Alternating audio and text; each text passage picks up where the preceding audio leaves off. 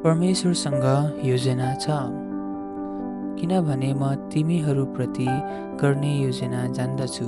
परमप्रभु भन्छन्, मेरो योजना तिमीहरूको भलाइको लागि हो, नोक्सानको लागि होइन।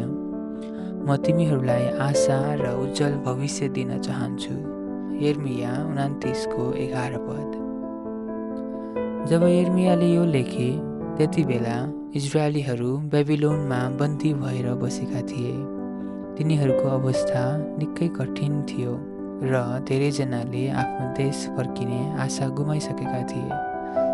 यो सबै तिनीहरूले परमेश्वरका भविष्यवक्ताहरूको कुरा नसुनेको कारणले भएको थियो।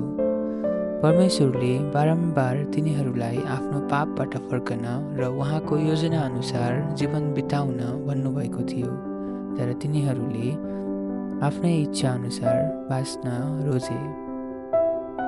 इजरायलीहरू बेबिलोनमा निर्वासित भएपछि यिर्मयाले तिनीहरूलाई एउटा पत्र लेखे। उनले तिनीहरूलाई आफ्नो अवस्था स्वीकार गर्न आग्रह गरे, किनभने तिनीहरू त्यहाँ परमेश्वरले भन्नुभएको जस्तै 70 वर्ष बस्नुपर्ने थियो। उनले तिनीहरूलाई घर बनाउन, बगैँचा रोप्न, विवाह गर्न, परिवार बसाल्न, विशेष दिनहरू मनाउन र आफ्नो जीवनलाई भरपूर रूपमा जिउन भन्नुभयो। उहाँले भने, जति चाँडो तिमीहरूले परमेश्वरको अनुशासनलाई स्वीकार गर्छौ, उति नै चाँडो तिमीहरूको जीवन पुनःस्थापना हुनेछ। पत्रको अन्त्यमा यिर्मयाले तिनीहरूलाई सम्झाए कि परमेश्वरले तिनीहरूलाई भुल्नुभएको छैन। उहाँसँग अझै तिनीहरूका लागि राम्रो योजना थियो। उहाँले तिनीहरूलाई नोक्सान पुर्याउन होइन, आशा र भविष्य दिन चाहनुहुन्थ्यो। आज पनि परमेश्वरसँग हरेक जनाका लागि राम्रो योजना छ।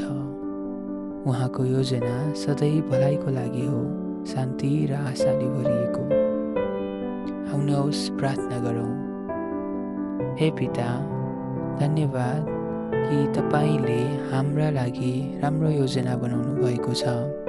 कृपया हामीलाई तपाईमा विश्वास गर्न र हरेक दिन आशा साथ बाँच्न सहायता गर्नुहोस्। आमेन।